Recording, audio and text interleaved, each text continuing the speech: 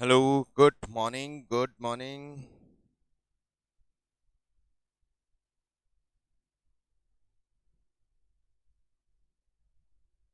Direct cost समझ नहीं पाए? कोई बात नहीं बेटा, अभी आप ही समझ लेते हैं। डायरेक्ट कॉस्ट समझ नहीं पाए। मशीन के बिना भी तो प्रोडक्शन नहीं बन सकता, तो डेप्रिसिएशन को क्यों डायरेक्ट नहीं लिया? ओके, कोई नहीं। एक बार मैं वापस आपको कॉन्सेप्ट रिवाइज करता हूँ। Good morning everyone, good morning guys, good morning. हमने कल स्टार्ट किया था फाइनेंशियल अकाउंटिंग और अकाउंटिंग का एक branch, cost accounting, and that is of 20 marks in your syllabus. और कल हमने बेसिक बेसिक बिल्कुल बेसिक कॉस्ट अकाउंटिंग का बेसिक डिस्कस किया था। नाउ उसी चीज को आगे कैरी करते हुए, एक सेकेंड होल्ड कीजिएगा।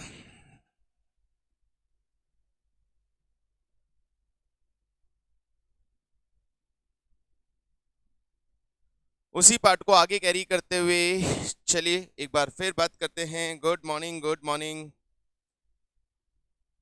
पहले आपका आंसर कर देते हैं। आपने बोला मशीन के बिना भी तो प्रोडक्शन नहीं हो सकता। मैंने ऐसा नहीं कहा कि जिसके बिना प्रोडक्शन नहीं हो सकता वो डायरेक्ट होता है। मैंने कहा था कि जो प्रोडक्शन में प्रोपोर्शनेटली यूज आता है वो डायरेक्ट होता है। मतलब पहली चीज, मटेरियल लेबर की बात की जा रही है, मशीन लेबर नहीं है। मशीन डिप्रीसिएशन कैश एक्सपेंसेस नहीं है। मशीन का डिप्रीसिएशन लेबर या मटेरियल की कैटेगरी में नहीं आता। First thing. सेकंड, मतलब आपका कहने का यह है कि यदि मशीन काम में नहीं ली जाएगी, प्रोडक्शन नहीं होगा, तो डेप्रीसिएशन नहीं होगा? होगा ना? तो फिर कैसे बोल सकते हैं कि प्रोडक्शन होगा तो वो खर्चा होगा, प्रोडक्शन नहीं होगा तो वो खर्चा नहीं होगा? हमने बोला डायरेक्ट का मतलब क्या है। डायरेक्ट का मतलब है that is directly connected with the product and cut in proportion with the number of unit. लेकिन यदि प्रोडक्शन नहीं होगा तो वो एक्सपेंसेस नहीं होगा। यदि आप प्रोडक्शन नहीं करेंगे तो क्या मशीन का डेप्रिसिएशन लगेगा? बिल्कुल लगेगा। लेकिन यदि मैं पावर की बात करूं, मशीन को रन करने के लिए जो पावर कंज्यूम होती है, वो पावर वो प्रोडक्शन बेसिस पे चलती है। तो वहां पे डायरेक्ट और इनडायरेक्ट को थोड़ा सा क्लियरली उसके कॉन्सेप्ट पे ले जाके समझना पड़ेगा। यहां कॉस्ट की बात को ही आगे कंटिन्यू करते हुए कॉस्ट की ही बात कर रहे हैं। और cost, natural calamities, natural calamities, no, it is not the part of cost. Natural calamities बेटा ये फाइनेंशियल नेचर का कॉस्ट हो गया। It is financial nature. Natural calamity, इससे प्रोडक्शन का कॉस्ट का कोई रिलेशन नहीं है। यहां हम नेचुरल कैलेमिटीज जैसी चीजों को डील नहीं कर रहे हैं। हाँ, हम आगे चल के हम बात करेंगे जब हमारा मटेरियल वेस्ट होता है, नॉर्मली या एबनॉर्मली, तो वेस्टेज ऑफ मटेरियल की हम बात करेंगे। लेकिन यहाँ पे loss due to natural calamities, loss due to accident and all, उसकी हम यहाँ पे डील नहीं कर रहे हैं। मैं प्रोडक्शन कर रहा हूं, प्रोडक्शन में मटेरियल वेस्ट होता है। अब वो मटेरियल जो वेस्ट होता है वो कॉस्ट का पार्ट है। यस, वो कॉस्ट का पार्ट है। वहां हम उस चीज की बात करेंगे। Natural calamity, there is no relation, there is no use of this term. Financial nature में जाएंगे इसको लेकर। चलिए कॉस्ट की बात को और आगे एक्सटेंड करते हैं। नाउ पहले कॉस्ट का पार्ट कंप्लीट करेंगे। टाइप ऑफ कॉस्ट हमने कल डिस्कशन स्टार्ट कर था, और टाइप ऑफ कॉस्ट में पहला हमने एलिमेंट ऑफ कॉस्ट की बात की थी।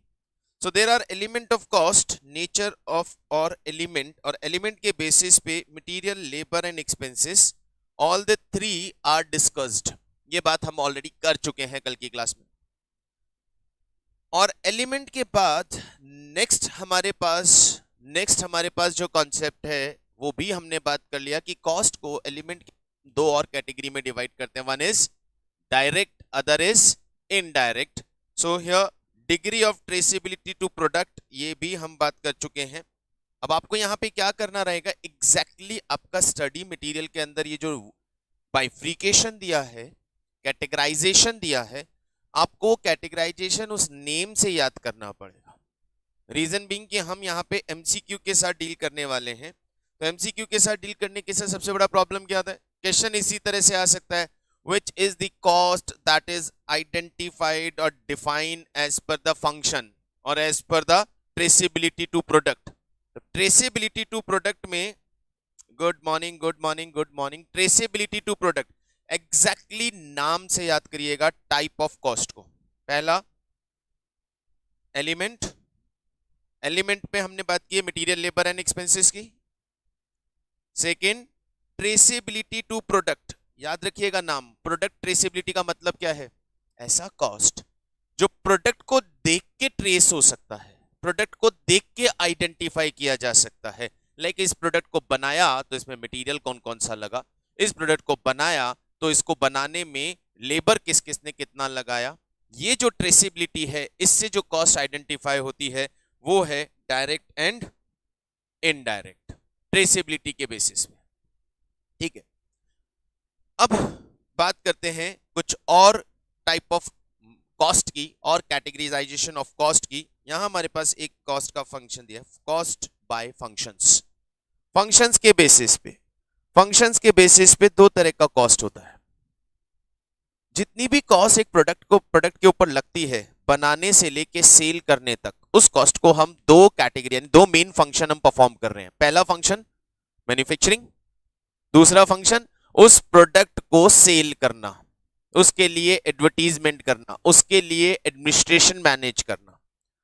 तो प्रोडक्शन से रिलेटेड एक फंक्शन हो गया और बनने के बाद उस प्रोडक्ट को सेल करने से रिलेटेड सेकंड फंक्शन हो। अब इन दो फंक्शन के बेसिस पे हम डिवाइड करते हैं। तो प्रोडक्शन से रिलेटेड सारी कॉस्ट मैन्युफैक्चरिंग कॉस्ट में या प्रोडक्शन कॉस्ट में चली जाएगी, और उसके अलावा जितनी भी कॉस्ट इनकर आप कर रहे हो वो सारी की सारी कमर्शियल कॉस्ट में चली जाएगी। तो on the basis of function याद रखिएगा प्रोडक्ट कॉस्ट और मैन्युफैक्चरिंग कॉस्ट, और सेकंड पार्ट है commercial cost.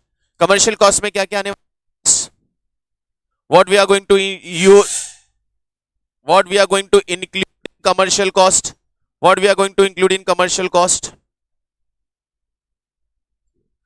In commercial cost we will include all the administration cost and selling and distribution cost. ये सब commercial cost का पार्ट है। Basically cost को जब हमने कल डिस्कस किया था तो जो कंपोनेंट कल हमने लिए थे, करेक्ट, कमर्शियल कॉस्ट के अंदर एडमिनिस्ट्रेटिव भी आएगा ड्रॉक एंड सेलिंग भी कमर्शियल कॉस्ट के अंदर है। कॉस्ट के लिए जो कल हमने कंपोनेंट डिस्कस किए थे ना, मटेरियल लेबर एक्सपेंसेस, उसके बाद बाइफिकेशन direct and indirect, prime cost and overheads, and overheads के अंदर factory works and selling and distribution. Originally वही स्ट्रक्चर है कॉस्ट का। अब उसको अलग अलग नेम से अलग अलग कैटेगरी के पॉइंट ऑफ व्यू में हम अलग अलग तरीके से बाइफ्रिकेट कर सकते हैं। तो वहीं से उठाना है और देखना है कि ये किस कैटेगरी में कहां जा रहा है। तो advertisement cost, selling cost, Afreen बिल्कुल सही, करेक्ट आंसर, बिल्कुल correct, very good. Now the next is on the basis of change in activity और वॉल्यूम। चेंज इन एक्टिविटी और वॉल्यूम ये थोड़ा समझेंगे, इंपॉर्टेंट है आगे के लिए भी। चेंज इन एक्टिविटी और वॉल्यूम,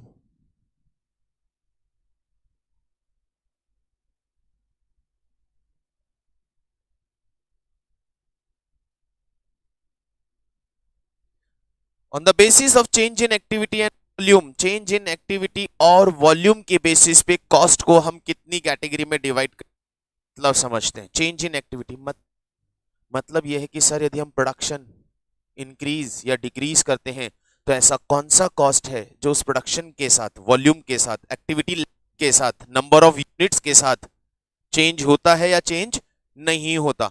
उस बेसिस पे हम कॉस्ट को तीन कैटेगरी में डिवाइड करते हैं। The first one is variable cost. The first one is variable cost. What is variable cost? Variable cost का मतलब क्या है? चेंज इन एक्टिविटी और volume, it is also known as behavioural, behavioural cost. Variable cost का मतलब क्या है? Variable cost, cost that change with the change in production in same proportion but remain constant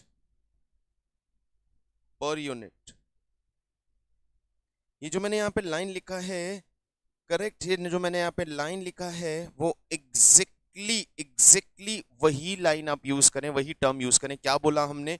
cost that change with the change in production, cost that very with the change in production. Production increase करेंगे cost increase होगी, production decrease करेंगे cost decrease होगी। लेकिन लेकिन importantly क्या बोल रहे हैं हम यहां पे? In same proportion.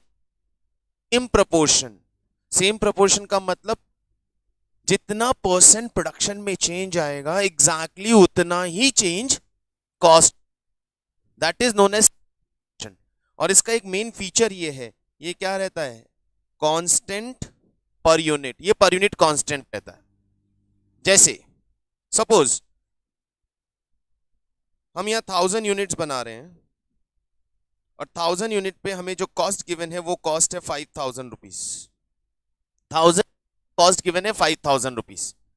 सपोज मैं 1500 यूनिट्स बनाता हूं, मैं 1500 यूनिट्स बनाता हूं और मेरा 1500 यूनिट्स पे कॉस्ट आता है 7500 रुपीज। 7500 रुपीज। चेंज हुआ, प्रोडक्शन चेंज हुआ तो साथ में कॉस्ट भी चेंज हुआ। यस, बिल्कुल चेंज हुआ। अब ये चेंज क्या प्रोपोर्शन है? क्या ये चेंज प्रोपोर्शनेट है? ये प्रोपोर्शनेट होना जरूरी है, ये प्रोपोर्शनेट चेंज होना जरूरी है। प्रोपोर्शनेट चेंज आइडेंटिफाई करने का तरीका क्या है? प्रोपोर्शनेट चेंज आइडेंटिफाई करने का तरीका क्या है? प्रोपोर्शनेट चेंज आइडेंटिफाई करने का तरीका है सर, इसका पर यूनिट कैलकुलेट करके देखते हैं। इसका पर यूनिट कैलकुलेट करके देखते हैं। 5000 डिवाइडेड बाय 1000 पर यूनिट कितना आ रहा है? 5 रुपी। 7500 डिवाइडेड बाय 1500 पर यूनिट कितना आ रहा है? पर यूनिट क्या आ रहा है? 5 रुपी। अब पर यूनिट हमने कैलकुलेट किया। बेटा कॉस्ट के बाद क्या करवाऊंगा? कॉस्ट पूरा हो जाए उसके बाद सारा ही पूरा ही सिलेबस करने वाले हैं हम यहाँ पे। हम पूरा सिलेबस करने वाले हैं। जस्ट स्टे पुट, पेशेंस रखिए और बस पढ़ते चलिए।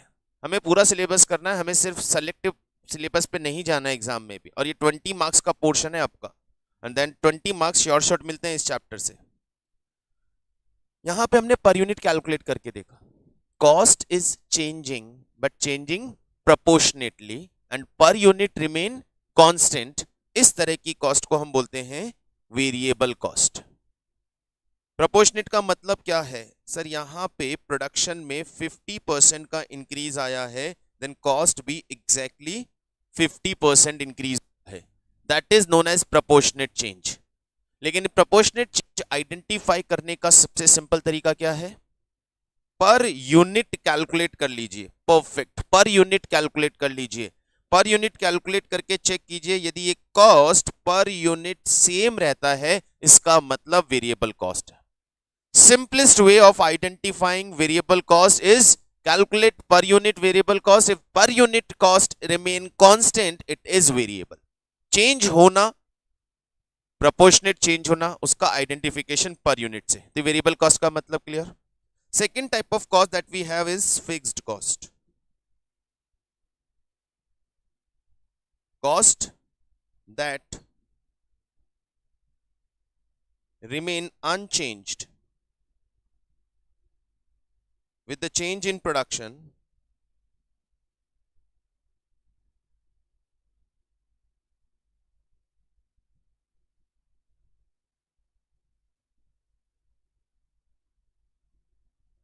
up to installed capacity.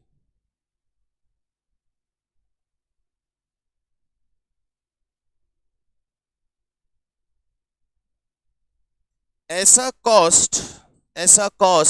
Cost जो मैंने ऊपर जो बोला है, मैं एक एक वर्ड पे अगेन क्लियरली, एमसीक्यू है, वर्ड बहुत इंपॉर्टेंट है। हम यहां बात कर रहे हैं फिक्स कॉस्ट की। फिक्स कॉस्ट का मतलब ऐसा कॉस्ट जो प्रोडक्शन चेंज करते हैं तो भी चेंज नहीं होती है। लेकिन ये ध्यान रखिए, अप टू इंस्टॉल्ड कैपेसिटी। मतलब क्या है इस चीज का? Suppose I have a room here,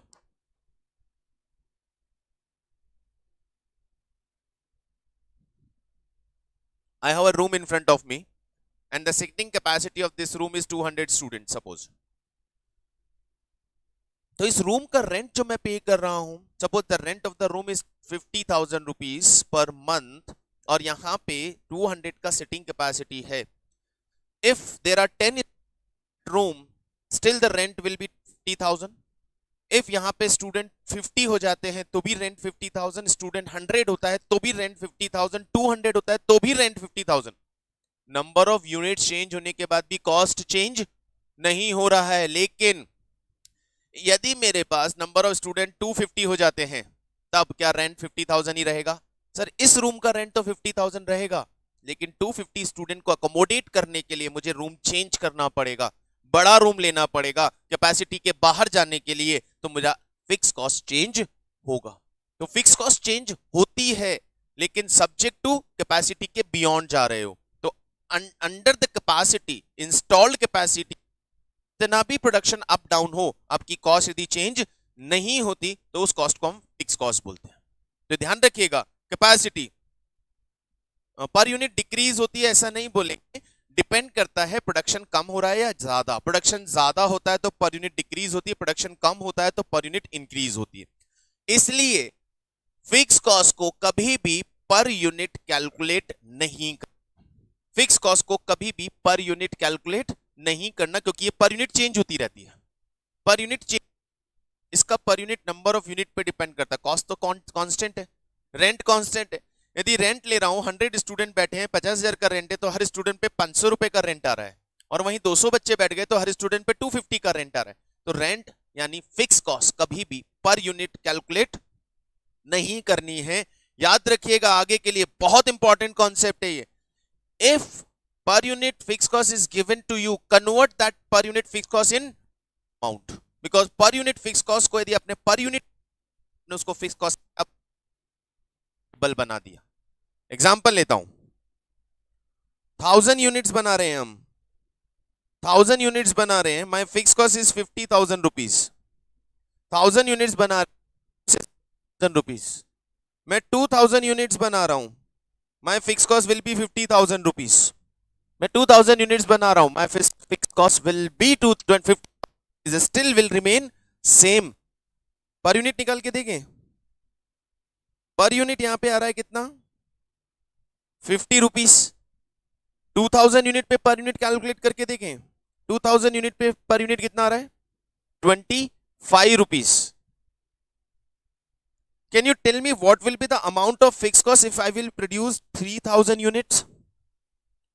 What will be the fixed cost if I will produce 3000 units? It will be 50,000. It will be 50,000. Just forget this. Just forget this. Per unit को देखना छोड़ दीजिए, क्योंकि यदि per unit को आपने देखा तो 50 रुपीस पर यूनिट से लगाऊं या पर यूनिट से लगाऊं? नहीं, फिक्स कॉस्ट है, कांस्टेंट रहेगा. सेम अमाउंट कैरी कर दीजिए, जो 50,000 पहले लग रहा था वही 50,000 अभी लगेगा.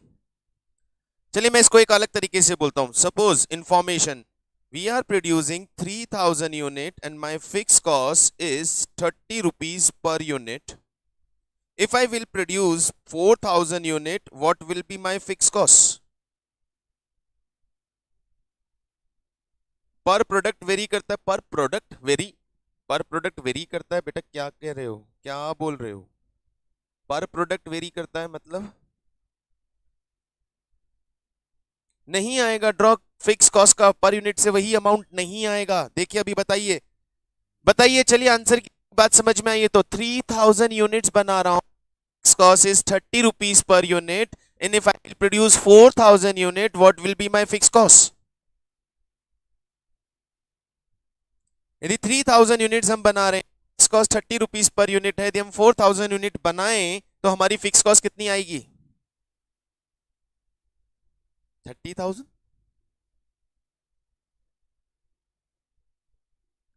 धीरज बिल्कुल सही, it will be 90 rupees per unit. अभी आपने 30 रुपीस पर यूनिट से किया ना तो रॉन्ग हो गया, आपने इसे वेरिएबल बना दिया. इसीलिए मैंने बोला फिक्स कॉस्ट को पर यूनिट पे लेके मत जाओ. 3000 यूनिट पे 30 रुपीस पर यूनिट से फिक्स कॉस्ट कितना था मेरा? 90,000. What about if I will produce 4000 unit? Fixed cost will be 90,000.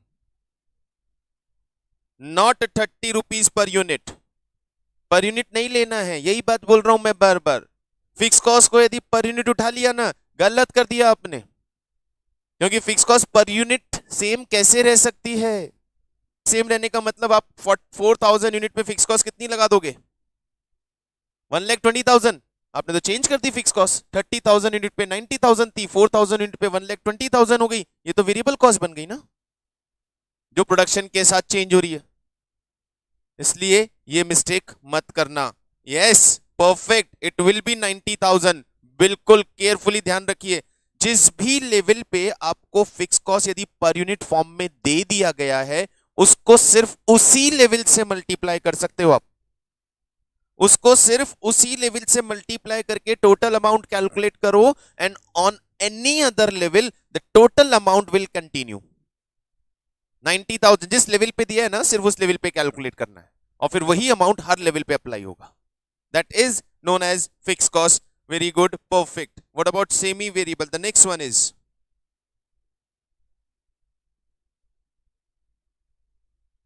the next cost is semi variable cost. What is semi variable cost? semi variable cost का मतलब होता है ऐसा cost जिसमें variable cost and fix cost दोनों component होते हैं। Cost some part of variable nature and some part of fix nature. Sir अगर क्वेश्चन में per unit and unit only given होगी तो फिर करना होगा ना सर फिक्स कॉस्ट निकालने के लिए। ड्रॉक जो भी लेवल पे आपको पर यूनिट हुआ होगा ना, जैसे यहाँ पे आपको पर यूनिट दिया हुआ है, per unit at current level of 3,000 unit, 30 rupees per unit at current level of 3,000 unit.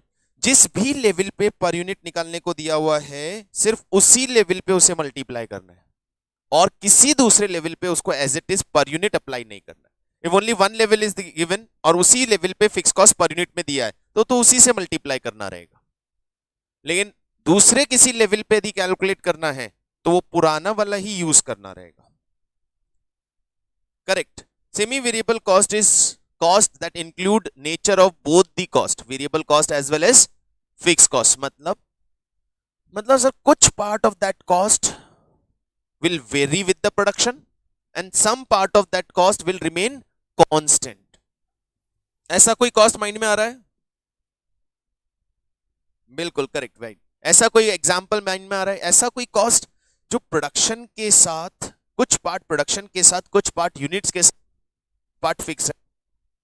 Electricity का, इलेक्ट्रिसिटी बिल आप कितनी भी यूनिट्स कंज्यूम करें, एक fix amount of rent of meter वो आता है,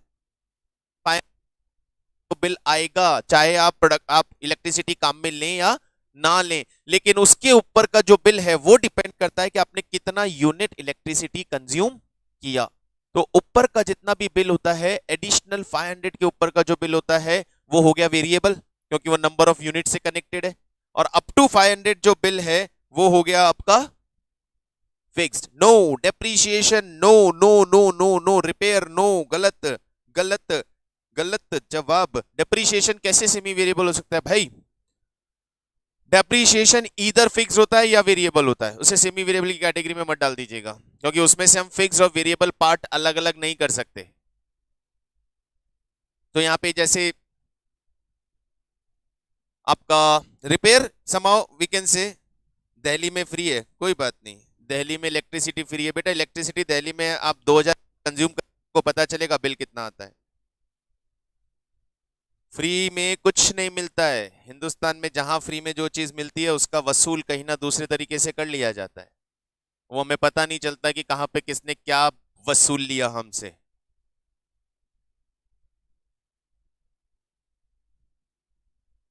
बुक में है रेंट, हाउस रेंट। देखिए मैं आपकी बुक ओपन कर लेता हूं।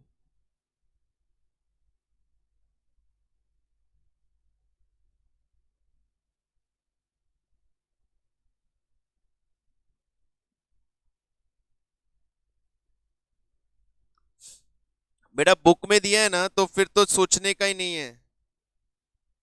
बुक में दिया है तो फिर सोचने का ही नहीं है, बिल्कुल मार्क कर लो, हम उस पे ज्यादा दिमाग लगाएंगे ही नहीं। Telephone expenses, depreciation, repair, maintenance of building and plant, क्योंकि बुक यानी स्टडी मटेरियल में जो लिखा है वो फाइनल है। बट डेप्रीशिएशन, रिपेयर, इनको ऑलवेज आप स्पेसिफिकली कभी ये नहीं बोल सकते कि हमेशा फिक्स्ड या सेमी वेरिएबल होंगे। बिल्डिंग मेंटेनेंस, रेंट तो नहीं है ना, हाँ रेंट आपने लिखा, रेंट बिल्कुल भी नहीं है। डेप्रीशिएशन कैसे नहीं है? देखो डेप्रीशिएशन जो डिपेंड करता है, डेप्रीशिएशन डिपेंड करता है नेचर ऑफ असेट पे। Like building, for example building, building building को काम में लेने से होता है या बिल्डिंग को काम में नहीं लेते हैं तो भी होता है? बिल्डिंग डेप्रीशिएट कैसे होती है? बिल्डिंग डेप्रीशिएट होती है टाइम से, बिल्डिंग डेप्रीशिएट होती है एटमॉस्फियर से, बिल्डिंग डेप्रीशिएट होती है एनवायरमेंट से, काम में लेने से नहीं। यदि आप बिल्डिंग में रह रहे हैं तो आपकी बिल्डिंग मटेरियल को आप डैमेज नहीं कर सकते हैं, तो बिल्डिंग डेप्रीशिएट होती है टाइम से। अब टाइम से जो चीज डेप्रीशिएट होती है वो वेरिएबल या सेमी वेरिएबल कैसे हो सकती है? वो तो डेफिनेटली फिक्स्ड होगी ना। 6 महीने, 1 साल बाद बिल्डिंग की वैल्यू 10% गिरेगा तो 2 साल बाद 20% गिरेगा, 3 साल बाद 30% गिरेगा। व्हीकल बिल्कुल टाइम के अकॉर्डिंग। इसलिए डेप्रीसिएशन को किसी एक कैटेगरी में डालना is not the senseful thing. Depreciation को मैं फिक्स्ड मान लूं, डेप्रीसिएशन को मैं वेरिएबल मान लूं, नहीं मान सकता। डेप्रीसिएशन को मैं वेरिएबल मान लूं, नहीं मान सकता। किसी भी मटेरियल, डायरेक्ट मटेरियल को मैं ऑलवेज वेरिएबल बोलूंगा, कोई चेंज नहीं कर सकता इस कॉन्सेप्ट को। वेरिएबल होता है क्योंकि वो प्रोडक्शन के साथ ही बढ़ता है, लेकिन डेप्रीसिएशन जरूरी नहीं है ना। तो ठीक है, आपके स्टडी में एग्जांपल दिया है, we will use it. MCQ question है, हम एमसी रहने से नहीं होगा। तुम रहते हो क्या दीवारों को टक्कर मारते हो क्या रहते हुए? बिल्डिंग में रहते हो तो क्या दीवारों से टक्कर खाते हो क्या, जिसकी वैल्यू कम कर दोगे? रहने से बिल्डिंग के डेप्रीशिएट होती है? बिल्डिंग तो एटमॉस्फेयर से डेप्रीशिएट होती है ना। कंस्ट्रक्शन एटमॉस्फेयर से खराब होता है ना, कंस्ट्रक्शन रहने से कैसे खराब होता है? We are not strong enough to damage the walls, we are not strong enough to damage the floor.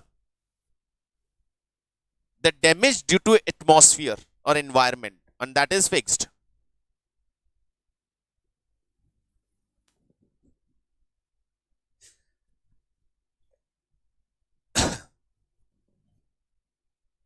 हाँ ये क्या, तो हल ये हमारे हल्क जिस बिल्डिंग में रहता होगा वो डेप्रीशिएट होती होगी उसके रहने से, हमारी नहीं होती है भाई।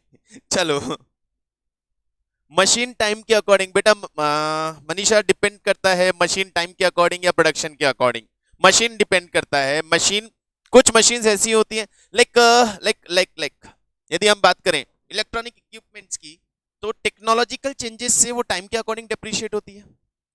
कुछ ऐसे होते हैं जो टेक्नोलॉजिकल चेंजेस जिन पे इंपैक्ट क्रिएट नहीं करता, तो वो यूज में लेने से डेप्रीशिएट होती है। तो वो डिपेंड करता है, इसलिए डेप्रीशिएशन को मैं किसी पर्टिकुलर पे नहीं लेना चाहता हूं। फाइन, आप जरूर रख लीजिएगा इसको अपने माइंड में। सेमी वेरिएबल के एग्जांपल्स में अंडरलाइन कर लीजिए अपने स्टडी मटेरियल में, क्योंकि मैंने कहा ना हम डिस्कस करेंगे तो साथ में स्टडी ओपन करके चलेंगे, क्योंकि ये जो बोल रहा है वो हमारे लिए गीता, बाइबल, कुरान सब कुछ है। क्योंकि एमसीक्यू यहीं से उठ के बनेगा और हमें आंसर भी वही देना पड़ेगा जो यहां लिखा हुआ है। लाइक कहीं और किसी और से सीए में करते हैं तो सीए के स्टडी को सामने रखते हैं, सीएमए में हम सीएमए के स्टडी को सामने रखते हैं, ताकि हम उस स्टडी को फॉलो करें, क्योंकि आंसर वही माना जाएगा जो स्टडी में लिखा है। Fine, next category is controllability. Next category is controllability. Next category है कंट्रोलेबिलिटी, मतलब on the basis of feasibility to control. Feasibility to control, क्या कॉस्ट को हम कंट्रोल कर सकते हैं? यदि यस तो वो कंट्रोलेबल कॉस्ट है, और यदि हम कॉस्ट को कंट्रोल नहीं कर सकते हैं तो वो अनकंट्रोलेबल कॉस्ट है। सर मतलब क्या है? मतलब बहुत आसान है, सीधे से एग्जांपल से देता हूं। वर्कर वर्कर को जो वेजेस हम पे करते हैं वो वेजेस उसको काम करने के लिए देते हैं, वो हमारी फैक्ट्री में काम कर रहा है और वो काम प्रॉपर नहीं कर रहा है, वो टाइम वेस्ट कर रहा है और हमारी कॉस्ट लेबर की ज्यादा आ रही है। क्या ये कंट्रोल की जा सकती है? Can we control the wastage of labour cost? Can we control workers? मुझे एक वर्कर को पूरे दिन में बोला कि 100 यूनिट बनाना है बाबू आपको, आज आप 100 रुपीज, 1000 रुपीज का वेजेस बनता है। अब उसने उस दिन आराम से बैठा, आराम से मजा मस्ती मारा और 100 यूनिट की जगह 60 यूनिट ही बनाया। सर नहीं बना। अब आपने जो 1000 रुपये का वेजेस दिया वो कितनी यूनिट का है? 60 यूनिट का, जबकि उसको बनाना कितना था? 100। कॉस्ट इंक्रीज हो गई ना। क्या ये कंट्रोल कर सकते हैं हम? Yes, we can control this. Correct Sahil, Jayashree, बिल्कुल। करीना, वेरी गुड यार। यस, इट इज कंट्रोलेबल, क्योंकि आप कंट्रोल कीजिए, रिस्पॉन्सिबिलिटी फिक्स कीजिए, सुपरवाइजर की रिस्पॉन्सिबिलिटी फिक्स कीजिए। ऐसी कोई भी कॉस्ट जो रिस्पॉन्सिबिलिटी सेंटर्स बना के, रिस्पॉन्सिबिलिटी फिक्स करके कंट्रोल की जा सकती है, उन्हें कंट्रोलेबल कॉस्ट बोलते हैं। मतलब वर्कर्स के ऊपर सुपरवाइजर, उसकी रिस्पॉन्सिबिलिटी ना थी कि भैया टाइम से काम होना चाहिए। ऐसी कोई भी कॉस्ट जो हमारे रिस्पॉन्सिबिलिटी सेंटर के बियॉन्ड चली जाती है, हमारी रिस्पॉन्सिबिलिटी में भी नहीं आती, जैसे raw material purchase. Raw material purchase controllable और नॉट? सर मार्केट में रॉ मटेरियल का रेट यदि चेंज हो चुका है तो it is not in our control to purchase raw material at lower cost than the market price. अब market में रॉ मटेरियल का रेट सपोज 100 रुपए पर यूनिट पे मेरा मटेरियल आता है और मार्केट में रेट 100 रुपए पर यूनिट है, तो मैं क्या 90 में खरीद सकता हूं? नो। और यदि ये कॉस्ट 100 से इंक्रीज होकर 120 हो गया तो I have to purchase at 120। There is no choice. अभी पेट्रोल रेट बढ़ रहा है, क्यों? क्योंकि कंपनीज रेट बढ़ा रही हैं। क्यों बढ़ा रही हैं? क्योंकि क्रूड ऑयल कॉस्टली हो रहा है। क्रूड ऑयल का रेट बढ़ रहा है तो oil exploration, oil refining companies का रॉ मटेरियल कॉस्टली हो गया, तो वो उनके कंट्रोल में नहीं है। Such cost are known as uncontrollable cost. So कौन सा कॉस्ट कंट्रोलेबल है, कौन सा अनकंट्रोलेबल है, वो डिपेंड करता है सिचुएशंस पे, कॉस्ट के मैन्युफैक्चरिंग पे, कॉस्ट के प्रोडक्ट पे। उसके अकॉर्डिंगली हम उसे आइडेंटिफाई करेंगे। मेनली 2 लाइन यहां पे माइक बिल्कुल सही। Advertisement cost is controllable, perfect. Advertisement cost is controllable, that is in our control. Advertisement कब करना है, कितना करना है, किस मीडियम पे करना है, किस एरिया में करना है, बिल्कुल कंट्रोलेबल। कंट्रोलेबल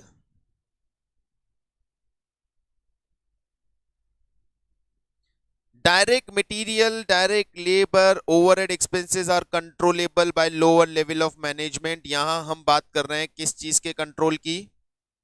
यहां हम बात कर रहे हैं वेस्टेजेस की, नॉट द परचेजेस। तो wastage is controllable, wastage is controllable. Yes, wastage of material is controllable. Material, labour, expenses सब कंट्रोलेबल है। लेकिन जहां हम बात करते हैं rent of the building, not controllable. Managerial salary, not controllable. Purchase of raw material from the market, not controllable. जहां भी बात वेस्टेजेस की आती है वो कंट्रोलेबल होता है। जहां बात लॉस की आती है, आउटसाइडर इंपैक्ट की आती है, वो अनकंट्रोलेबल होता है। सिर्फ इतना ध्यान रखना। Machine breakdown is uncontrollable, machine breakdown is uncontrollable, but loss due to power cut controllable or not? Loss due to time wastage due to power cut controllable or not? अभी क्लियर कर लेते हैं सारी चीजें। Time wastage due to power cut is controllable not?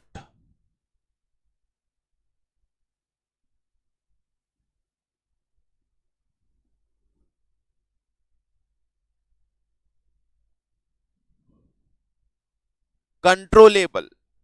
Time wastage due to power cut is controllable. Power backup ready रखिए ना, it is controllable.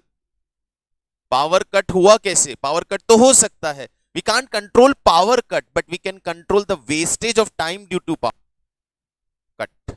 Backup लगा के रखो, जनरेटर और ये सब कुछ अरेंज करके रखो। पावर कट हो गया तो भी आपका प्रोडक्शन बंद नहीं होना चाहिए। That is controllable. आपने मेजर्स नहीं लिए, ऐसी कोई भी लॉस, ऐसी कोई भी कॉस्ट, ऐसा कोई भी वेस्टेज जो आपके मेजर से, आपके एक्शन से, आपकी प्रिपरेशन से कंट्रोल किया जा सकता था, वो कंट्रोलेबल है। तो पावर कट कंट्रोलेबल, बिल्कुल इन्वर्टर लगा के कंट्रोल कर सकते हैं। बढ़िया, तो बात समझ है।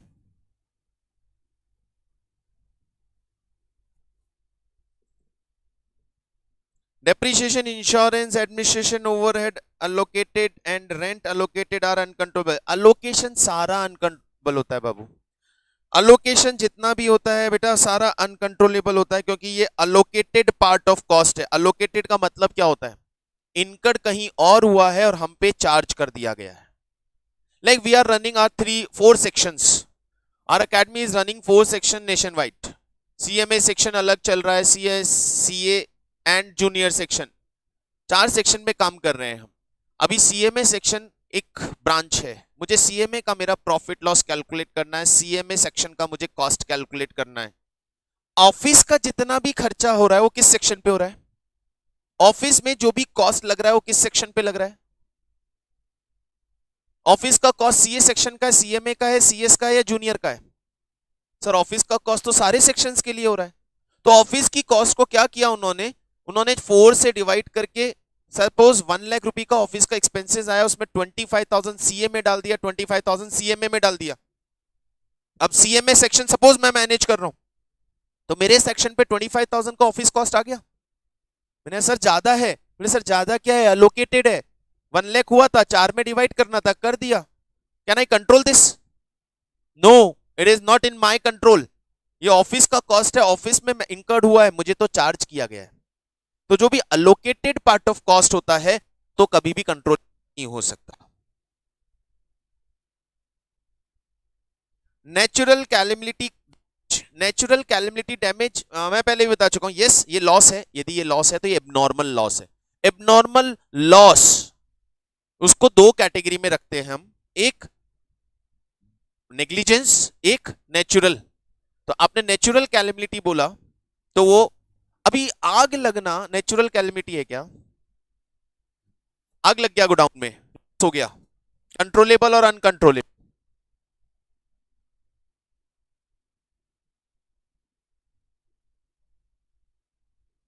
बोलो क्या बात कर रहे हो यार? आग लगा कैसे? कैसे लगा? फायर एक्सटिंग्विशर क्यों नहीं रखा हुआ था अंदर? रात को जाते वक्त सारे लाइट के स्विच प्रॉपर्ली बंद करके क्यों नहीं गए थे? यदि आपने फायर सिस्टम बनाया है तो आग लगी कैसे लगी, लेकिन उस लगने से डैमेज कैसे हुआ? फायर सिस्टम से उसको इमीडिएटली आपने यूज क्यों नहीं किया? हाँ, यदि बाढ़ आ गई, बहुत तेज बारिश और बिजली गिर गई, अब वो अनकंट्रोलेबल है, that is natural calamity. Natural calamity मतलब any damage due to nature. Natural calamity का मतलब होता है नेचर इंपैक्ट। आग नेचर नहीं है, fire is not a nature impact. Fire nature से नहीं होती है। अचानक यहां बैठे बैठे भी आग लग जाएगा क्या? नहीं लगेगा ना, नेचर नहीं है ये ड्यू टू आपका शॉर्ट सर्किट हुआ है। नॉर्मली फायर होता है नेग्लिजेंस की वजह से, मैक्सिमम टाइम पे फायर इंकर्ड होती है, फायर अकर होती है नेग्लिजेंस की वजह से। शॉर्ट सर्किट कहीं पे छोड़ दिया, किसी ने स्मोक करते हुए स्मोक बर्ड मतलब केयरलेसली डाल दिया, तो वो कंट्रोलेबल है, सेफ्टी प्रिकॉशन। चलिए नेक्स्ट कैटेगरी। आई थिंक बहुत सही डिस्कशन हमारा हो चुका, बात बिल्कुल सबके दिमाग में आ चुकी है, किसे हम कंट्रोलेबल में रखेंगे और किसे अनकंट्रोलेबल में रखेंगे। Everything is very much clear to all of you. Now the next category of cost, normality. Normality बात कर चुका हूं, अभी बात करते करते ये बात बता चुका हूं, नॉर्मल कॉस्ट और abnormal cost. Sir thunder storm के लिए भी वो कुछ आता है ना? हाँ बिल्कुल बिल्कुल बिल्कुल, आई एम एग्री। स्टॉर्म के, बिजली के लिए, हाँ थंडर स्टॉर्म ही बोलते हैं उसको, नहीं लाइटनिंग बोलते हैं, लाइटनिंग स्ट्राइक, लाइटनिंग स्ट्राइक बोलते हैं जो बिजली है, उसके लिए आता है तड़ित चालित करके बोल के एक इलेक्ट्रॉनिक डिवाइस जमीन से लेके बिल्डिंग के टॉप तक इंस्टॉल कर दिया जाता है। तो जैसे वो लाइटनिंग स्ट्राइक होगा, वो लाइटनिंग स्ट्राइक उसके थ्रू सीधा जमीन में चला जाएगा और आपकी बिल्डिंग को, आपके प्रमाइसेस को डैमेज नहीं करेगा। इसलिए जनरली आप देखते हैं तो ये जो इलेक्ट्रिक स्ट्राइक या लाइटनिंग स्ट्राइक होता है ये ओपन एरियाज में होता है, खेतों में, बिल्डिंग पे बहुत रेयरली होता है, क्योंकि बिल्डिंग पे हमने वो डिवाइस लगाया हुआ होता है। कितने बड़े बड़े बिल्डिंग्स हैं कुछ नहीं हुआ, लाइटनिंग डिवाइस वो कंट्रोलेबल है। ठीक है, चलिए नेक्स्ट पार्ट पे आते हैं। Tsunami, earthquake, dinosaur attack, alien attack. बेटा इसी दुनिया के हो ना आप?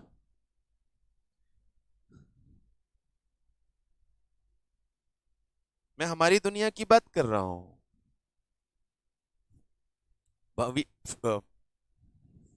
आदिकाल से आए हुए प्राणियों की बात नहीं कर रहा हूं। You are from past I think. पुराने जन्म की बातें याद है अभी तक आपको? अच्छा, normal cost and abnormal cost.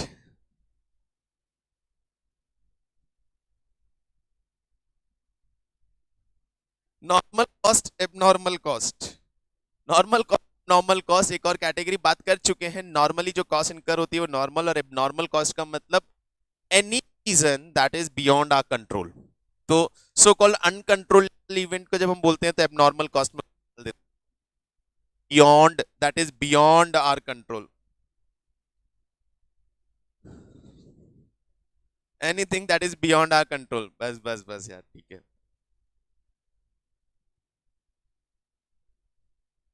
Okay guys, focus focus focus, anything that is beyond our control. और जब भी एबनॉर्मल कॉस्ट होती है, ये याद रखिएगा एक point important, normal cost is the part of cost and abnormal cost is not the part of cost, it is part of expenses और प्रॉफिट लॉस। एक एग्जांपल देता हूं, नॉर्मल एबनॉर्मल में बहुत क्लियरली बात समझ में आ जाएगी। जब भी हम, बहुत अच्छा सा एग्जांपल है, विलेन विलेन को लेके चलते हैं भाई। इलेन भाई जो हमारे हैं, विलेन भाई यहाँ पे अच्छी कॉमेडी करते हैं। ये एक बार क्या हुआ, इन्होंने अपना एक ड्रेस सिलवाने के लिए टेलर के पास गए। बोले यार एक कुर्ता पजामा बनाएंगे अच्छा खासा शादी के लिए, शादी में जाने का है, कुर्ता सिलवाएंगे। ये कुर्ता सिलवाने टेलर के पास गए। टेलर से पूछा सर कुर्ता कितने का सिल के दोगे और कितना कपड़ा, मतलब पूछा। उन्होंने बोला कि कुर्ता 1,000 रुपए में, 2,000 रुपए में हो जाएगा, 2,000 रुपीज लगेगा। सर कैसे 1000? आपने क्या कैलकुलेट किया, समझाएंगे? बोले यार इंटरनल मैटर है, फिर भी बताइए ना प्लीज। तो बता दिया उन्होंने, 400 रुपी मीटर से 3 मीटर कपड़ा लगेगा आपके लिए, क्लोथ मटेरियल 1200 का, और इसमें 600 मेरा लेबर दूंगा, 200 रुपए मेरा प्रॉफिट है, टोटल 2,000 रुपीज मैं आपसे लूंगा। बोले ठीक है बाबा, चलेगा, ठीक है, चलेगा चलेगा चलेगा, बिल्कुल ठीक है, ओके। अब कुर्ता बन के तैयार है, डिलीवरी लेने गए, उन्होंने इनको कुर्ता दिया, ये लेके आ गए। अब इनका दिमाग चलता है बहुत तेज, जैसा कि हम देख रहे हैं। तो फुल तेज दिमाग की वजह से इन्होंने घर बोला यार मेरे को बोला था 3 मीटर कपड़ा लगेगा, मेरे को टेलर ने बोला था 3 मीटर कपड़ा लगेगा, 3 मीटर कपड़े का पैसा लिया था उसने मेरे से, 3 मीटर कपड़े का पैसा लिया था। इन्होंने निकाला टेप और कुर्ते को रखा टेबल पे और माप करना शुरू किया, कितना कपड़ा लगा है। पूरा माप करने के बाद पता चला कि यार ये तो 2.5 मीटर कपड़ा ही है इसके अंदर, तो आधा मीटर कपड़ा ज्यादा का पैसा ले लिया मेरे से। ये वापस टेलर के पास जाते हैं, भैया तुमने 2.5 मीटर कपड़ा दिया मेरे को कुर्ते के अंदर और पैसा 3 मीटर का ले लिया, चीटिंग करते हो यार। टेलर यूं ऊपर से नीचे तक इनको देखता है, बोले क्या बात कर रहे हो, आपको कैसे पता? मैंने नापा है, मैंने नापा है। बोले अच्छा आपने नापा है, एक काम करो आधा मीटर मैं देता हूं वापिस आपको। और वो गया और उसने अपने डस्टबिन में से कटिंग निकाली, बोला ये रहा तुम्हारा आधा मीटर। बोले स्लीव काटने के लिए साइड से कटती है, साइड में कटिंग नहीं आएगी, तो वो कटिंग निकाल के आधा, बोले ये आधा मीटर नाप लो इसको, यही आधा मीटर ले जाओ। क्या ये वेस्टेज ऑफ मटेरियल होगा? क्या ये कटिंग जो निकली है ये निकलेगी? हाँ, यदि आप मार्बल कट करते हो कटिंग वेस्ट आती है, यदि आप थ्रेड कट करते हो वेस्ट आती है, कपड़े से ड्रेस बनाते हो वेस्टेज आती है। ये क्या है? It is normal waste. इसका पैसा हम किससे लेंगे? ऑब्वियसली हम इसका पैसा लेंगे कस्टमर से। तो क्या नॉर्मल वेस्ट को कॉस्ट का पार्ट मानते हैं? यस, नॉर्मल वेस्ट को कॉस्ट का पार्ट मानते हैं, नॉर्मल वेस्ट को कॉस्ट का पार्ट मानते हैं, बिल्कुल पार्ट मानते हैं। ग्लास कट करते हैं, नॉर्मली ब्रेकेज आती है, थ्रेड। अभी इसी के अंदर ये जब स्टोरी पूरी हो गई, अगली बार फिर ये कुर्ता बनवाने के लिए गए और कुर्ता बनवाने के लिए वही 2000 रुपीज का बिल्कुल कस्टमर से चार्ज करेंगे, कॉस्ट का पार्ट होता है। कुर्ता बनवाने के लिए फिर गए और कस्टमर, फिर टेलर ने बोला 2000 रुपए। जब ये डिलीवरी लेने गए तो टेलर ने बोला भाई 2000 रुपए नहीं, तुम 200 रुपए और दो। बोले सर 200 रुपए इस बात का? बोले कपड़ा इस बार 3 मीटर नहीं 3.5 मीटर लगा।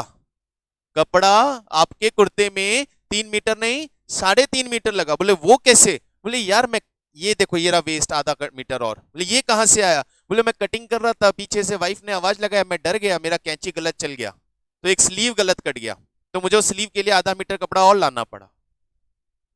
Is it normal wastage? It is normal?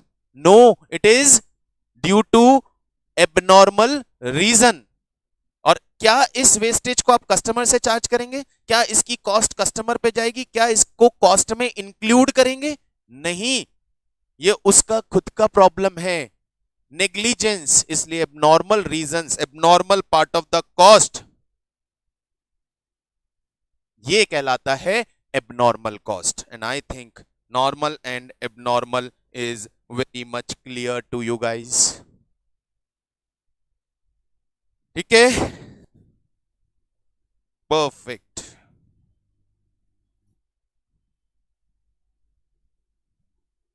तो नॉर्मल एबनॉर्मल की बात हमें समझ में आ गई है, बहुत अच्छा। आगे चलते हैं नेक्स्ट पार्ट ऑफ कॉस्ट पे, by relation with accounting period. By relation with accounting period, इसमें ज्यादा कुछ बताने का नहीं है। Capital and revenue, capital and revenue, current accounting period से रिलेटेड जितने भी एक्सपेंसेस है, रेवेन्यू एक्सपेंसेस, और नंबर ऑफ अकाउंटिंग पीरियड तक जो कैरी होगा, बेनिफिट देगा, वो कैपिटल। ये हम बहुत बार पढ़ चुके हैं।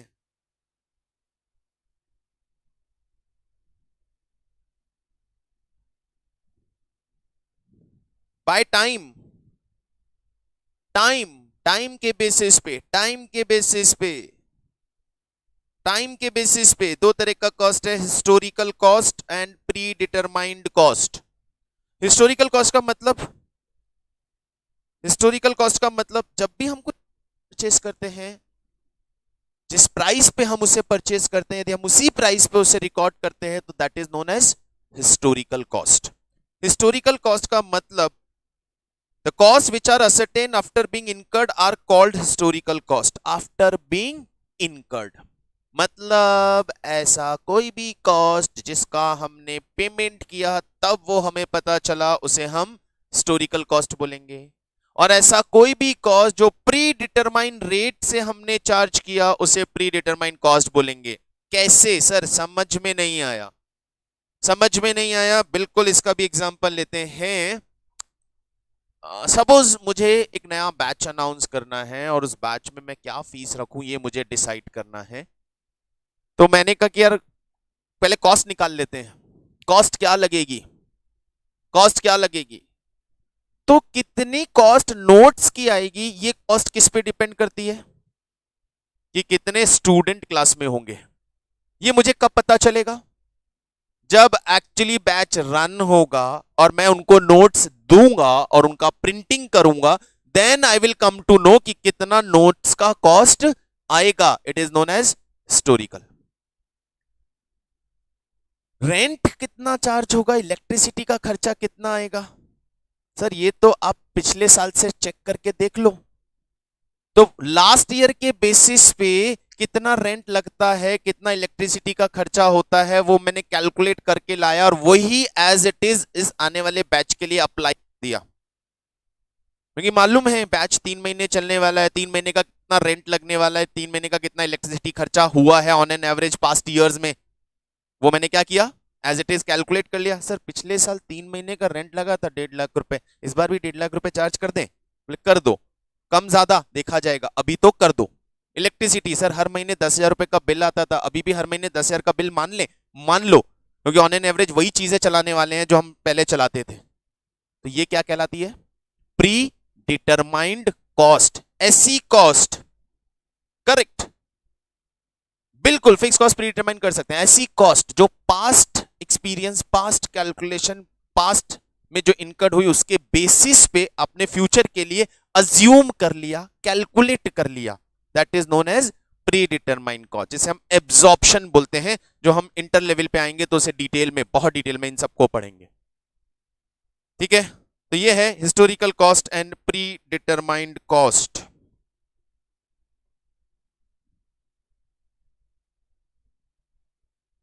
प्रिंसिपल प्लानिंग एंड कंट्रोल,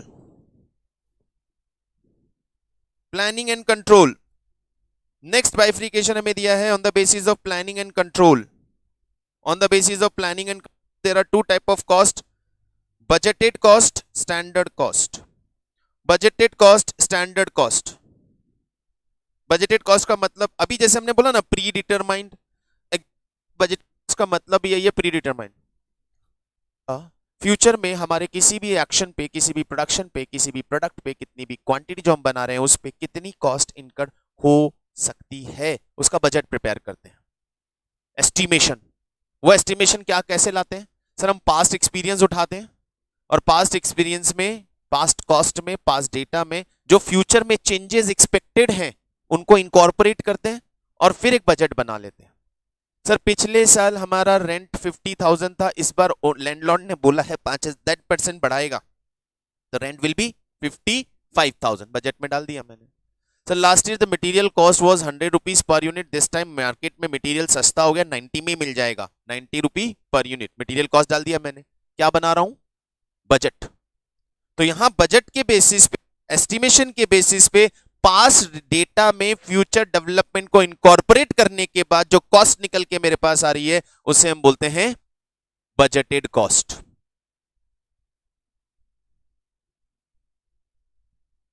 फिर इस बजटेड कॉस्ट को कंपेयर करते हैं एक्चुअल कॉस्ट से। सर काम शुरू करो, एक्चुअल कॉस्ट निकालो, और फिर डिफरेंसेस से हम कंट्रोल करते हैं। सेकेंड कॉस्ट होती है हमारी स्टैंडर्ड कॉस्ट। स्टैंडर्ड कॉस्ट क्या है सर? ये भी प्री डिटरमाइंड कॉस्ट है, ये भी प्री डिटरमाइंड कॉस्ट है। The budgeted cost are translated into to actual operation through the instrument of standard cost. Standard cost as the predetermined cost based on a technical estimation of material, labor and overhead for a selected period of time for a prescribed set of conditions. That standard cost is determination in advance of production of what should be cost. Almost budgeted cost and standard cost में yes budgeted cost and standard cost में समाव similarity है। Budgeted cost यहां पे लिखा भी है exact, budgeted cost are translated into actual operation through the instrument of standard cost. Budget बना दिया, अब हम स्टैंडर्ड फिक्स कर देते हैं। सर मटेरियल इस प्राइस पे मिलना चाहिए, लेबर इस प्राइस का लगना चाहिए, कितने आवर्स होना चाहिए, कितनी क्वांटिटी कंज्यूम होनी चाहिए, कितना एक्सपेंसेस इनकर होना चाहिए, उसके स्टैंडर्ड्स फिक्स कर दिए। स्टैंडर्ड फिक्स करके हम क्या करते हैं? हम स्टैंडर्ड फिक्स करके अपने लेबर को, अपने स्टाफ को वो स्टैंडर्ड सबमिट करते हैं और बोलते हैं कि सर इसके अकॉर्डिंग काम करना है। अभी स्टैंडर्ड के अकॉर्डिंग काम हो रहा है, ऑब्जर्व करते रहेंगे। काम कंप्लीट होने के बाद एक्चुअल परफॉर्मेंस को स्टैंडर्ड परफॉर्मेंस से, स्टैंडर्ड कॉस्ट से कंपेयर करेंगे। And after comparison if variation is there तो उस वेरिएशन के रीजंस ढूंढेंगे। यार मैंने सोचा था 10 किलो मटेरियल लगेगा और 100 रुपी पर केजी की रेट पे आएगा, 1000 रुपीज की मटेरियल कॉस्ट होगी, एक्चुअली कॉस्ट आई है 1200। किस वजह से? क्वांटिटी ज्यादा लगी या प्राइस ज्यादा आई? और फिर वो जो रीजन है, उस रीजन को कंट्रोलेबल रीजन है या अनकंट्रोलेबल रीजन? सर क्वांटिटी ज्यादा लग गई, क्यों? वेस्टेज हो गया, कंट्रोलेबल था, रिस्पॉन्सिबिलिटी फिक्स करो। सर प्राइस महंगा, अनकंट्रोलेबल था, नेक्स्ट टाइम के लिए स्टैंडर्ड चेंज करो। तो इस प्रोसेस से पूरा कॉस्ट कंट्रोल किया जाता है, इस प्रोसेस से पूरा कॉस्ट कंट्रोल किया जाता है। ठीक है, ये है स्टैंडर्ड कॉस्ट। पूरा डिटेल टॉपिक है इस पर्टिकुलर चैप्टर, दोनों पे, बजट एंड स्टैंडर्ड दोनों पे पूरा डिटेल चैप्टर मिलेगा आपको इंटर लेवल पे। Association with product, association with product बिल्कुल क्लियर है को नहीं है इसमें? Product period cost, product cost and period cost. Normally product cost variable होती है, पीरियड कॉस्ट नॉर्मली फिक्स। मतलब ऐसी कॉस्ट जो प्रोडक्ट के साथ डायरेक्टली कनेक्टेड है, प्रोडक्ट बनेगा तो इनकर्ड होगी और प्रोपोर्शनेटली इनकर्ड होगी तो प्रोडक्ट कॉस्ट में चली जाती है, जैसे मटेरियल, लेबर, ये सब। और पीरियड कॉस्ट का मतलब जो टाइम के अकॉर्डिंग इनकर्ड होती है, रेंट, सैलरीज एक्सेट्रा, ये पीरियड कॉस्ट कहलाती है, जिसकी बात हम ऑलरेडी कर चुके हैं।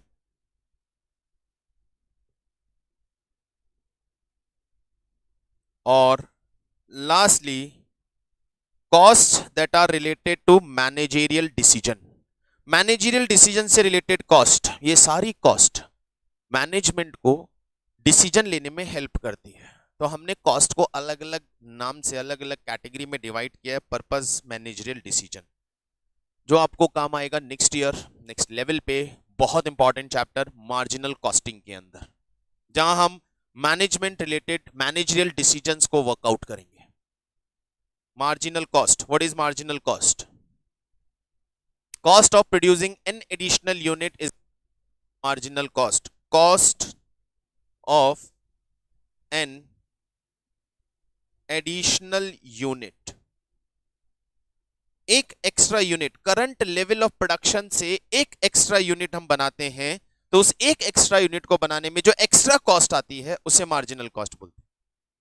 जैसे शॉर्ट में आप ये डायरेक्टली ध्यान रख सकते हैं कि इसे हम मार्जिनल कॉस्ट का मतलब variable, additional cost of additional unit, cost of an additional unit is known as marginal cost, normally it is variable cost.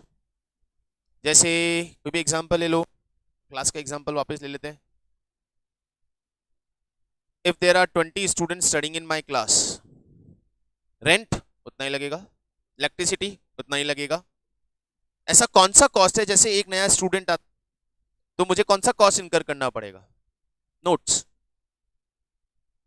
अभी 1000 रुपीज का नोट्स आ रहा है मेरा, मान लीजिए, तो एक नया स्टूडेंट के एंट्री पे मुझे 1000 रुपीज का एक्स्ट्रा कॉस्ट लगेगा। बाकी सारा कॉस्ट मेरा क्या है? फिक्स। टीचिंग, फैकल्टीज टीचिंग, कितना भी स्टूडेंट बैठा हो उसका चार्जेस वही रहने वाला है, रेंट वही रहने वाला है, इलेक्ट्रिसिटी वही रहने वाला है। तो हर एक एडिशनल यूनिट के प्रोडक्शन पे कौन सी एक्स्ट्रा कॉस्ट आती है? Variable, that is known as marginal cost. बिल्कुल correct correct correct. Second, out of pocket cost. Out of pocket cost का मतलब जिसे हम कैश में पे करते हैं, that is known as out of pocket cost. Out of pocket cost का मतलब cost that we paid out of pocket, यानी cash expenses. All cash expenses is out of pocket cost. कुछ भी cash में पे किया है out of pocket cost. Sir ऐसा कोई भी एक्सपेंसेस होता है जो कैश में पे नहीं करते? हाँ, उन्हें बोलते हैं हम नोशनल कॉस्ट। उन्हें हम क्या बोलते हैं?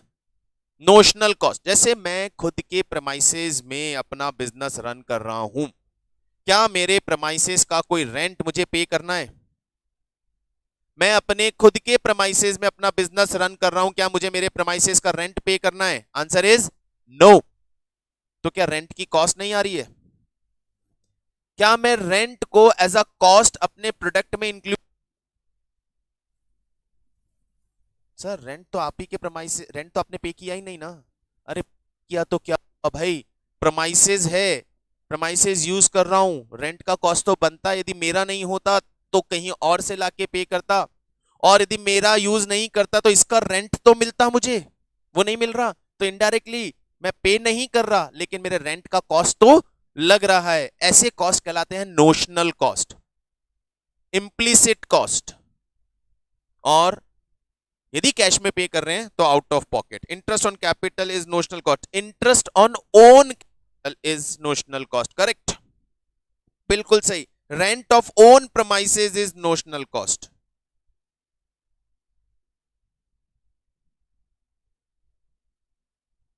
ठीक है, okay. Differential cost. Differential cost का मतलब है यदि आप के पास दो मेथड ऑफ प्रोडक्शन हो, या आपके पास दो लेवल ऑफ प्रोडक्शन हो, या आपके पास दो तरह की मशीन्स हैं जिनसे प्रोडक्शन हो सकता है, या आपके पास दो प्लेस ऑफ सर्विस हो, तो उन दोनों की कॉस्ट कैलकुलेट करके उनके बीच का जब डिफरेंस हम कैलकुलेट करते हैं तो वो जो डिफरेंस है, that difference is known as differential cost.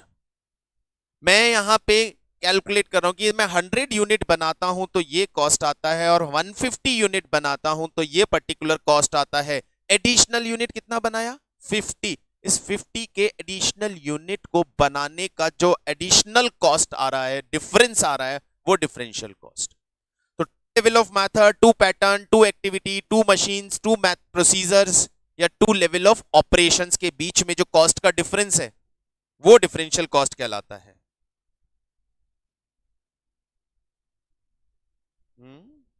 क्या बोल रहे हो? Fix cost plus variable cost, तो सर मार्जिनल कॉस्ट में भी ऐड होगा।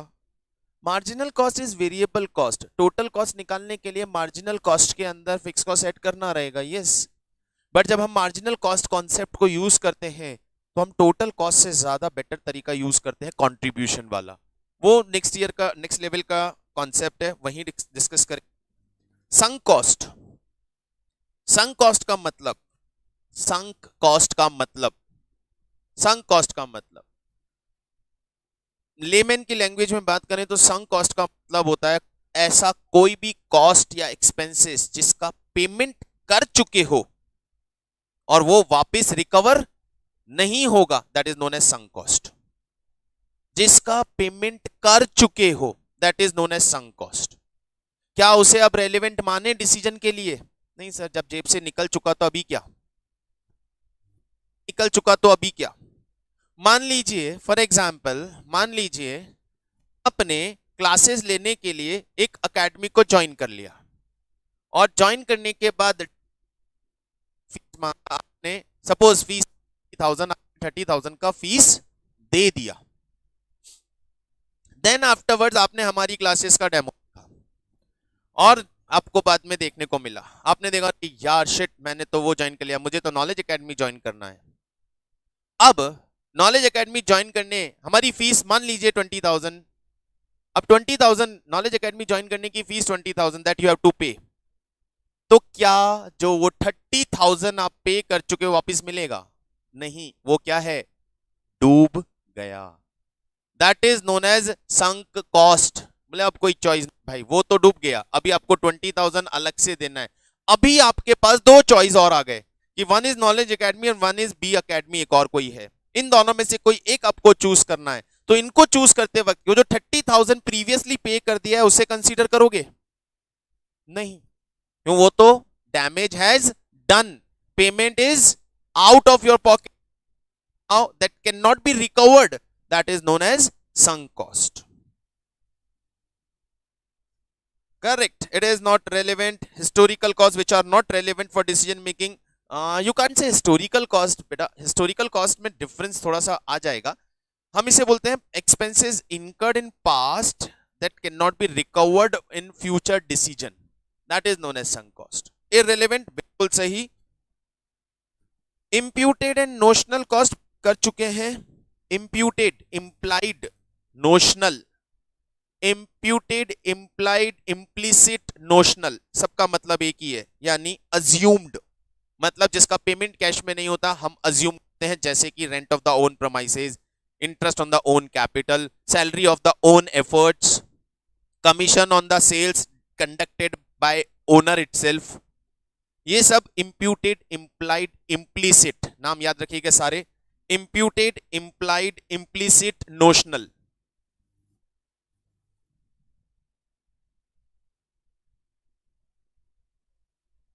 imputed cost arise but not consider, ना ना ना ना, imputed cost doesn't arise but considered, उल्टा बोला बेटा।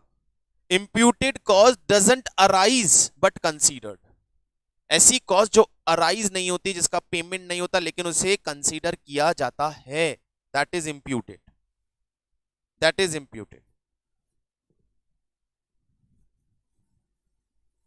Notional cost paid without cash, no paid नहीं बोलेंगे, notional cost considered without payment is imputed।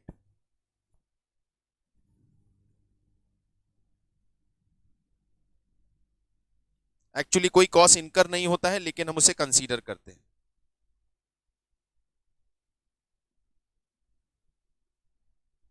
बिल्कुल, ओके। Next, opportunity cost. जल्दी से कंप्लीट करते हैं. Just 3 type of cost are left with us and then probably कल की क्लास में हमारा हो जाएगा रिमेनिंग पार्ट. कॉस्ट पे आज का काम खत्म होता है. टाइप ऑफ कॉस्ट पे अपॉर्चुनिटी कॉस्ट का मतलब कॉस्ट ऑफ, ये बेसिकली कॉस्ट नहीं होती है, ये होता है प्रॉफिट फॉरगॉन. इसको यूं समझिए, दो अपॉर्चुनिटीज, दो ऑप्शन आपके पास थे, आपने एक ऑप्शन चूज किया तो क्या दूसरे का प्रॉफिट मिलेगा? वो हाथ से चला जाएगा. तो फॉर गेटिंग और फॉर एक्वायरिंग और for adopting or for selecting one opportunity, definitely you will lose the profit of other one, and that the loss of profit in other opportunity become the cost of first opportunity. Like for example, I was employed in a company where I was getting a salary of 50,000 per month. Now I decides to run my own institute. अभी मैंने जब own institute run किया तो मेरा वो 50,000 monthly जो salary आ रहा था वो लॉस होगा ना, वो नहीं मिलेगा ना. तो जब मैं अपने इंस्टीट्यूट की प्रॉफिट की कैलकुलेशन करूंगा तो उसकी कॉस्ट कैलकुलेशन के अंदर मैं एक कॉस्ट और ऐड करूंगा. क्या? Salary that I was getting, जो मुझे मिल रही थी वो भी मैं वहां ऐड करूंगा कॉस्ट की फॉर्म में. क्यों? क्योंकि ये जो प्रॉफिट यहां से इंस्टीट्यूट से मुझे आ रहा है, उस प्रॉफिट को कमाने के लिए मैंने एक प्रॉफिट छोड़ा है, मेरा सैलरी, तो वो इस इंस्टीट्यूट के कॉस्ट का पार्ट बन जाएगा.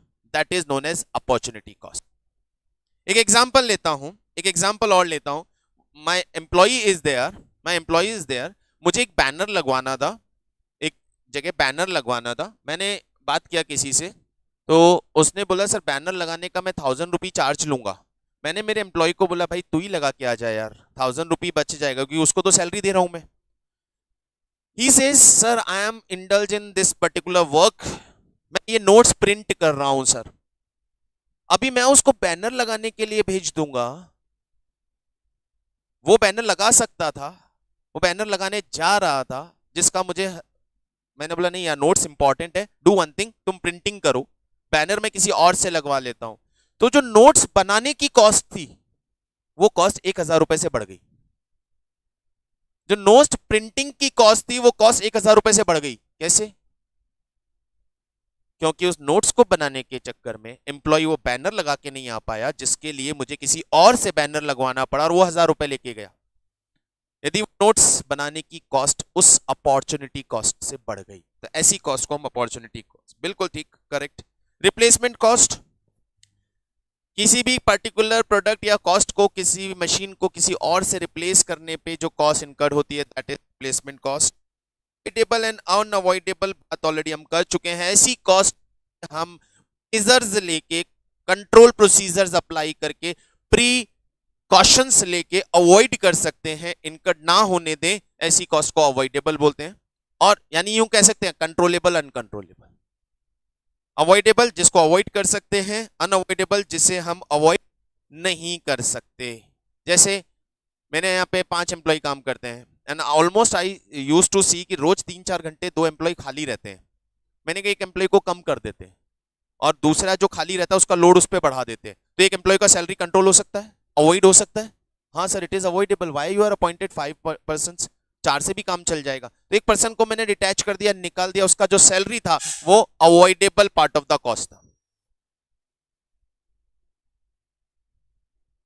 तो ये हमारा डिस्कशन यहाँ पे कॉस्ट का कंप्लीट होता है. Type of cost completed. हम नेक्स्ट क्लास में बात करेंगे different method of costing and probably we will finish our conceptual discussion in next class and then हम एमसीक्यूज कंप्लीट करेंगे इस चैप्टर के सारे.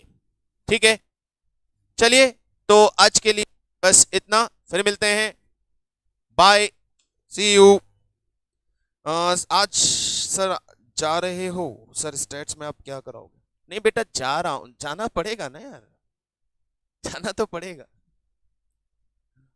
इससे ज्यादा 3-4 घंटे आप भी मुझे नहीं कंटिन्यू झेल पाओगे. मैं नहीं जाऊंगा तो आप चले जाओगे लाइव छोड़ के, क्या फायदा है. तो मैं ही चला जाता हूँ. स्टैट्स में हम सारे टॉपिक्स कवर करेंगे. पहले एक ये चैप्टर कंप्लीट हो जाए, देन ऑल्टरनेटिवली स्टैट्स क्लास, और उसमें मैं सारे टॉपिक मीन मोड मीडियन से ही स्टार्ट करूंगा. ठीक है, बाय, थैंक यू.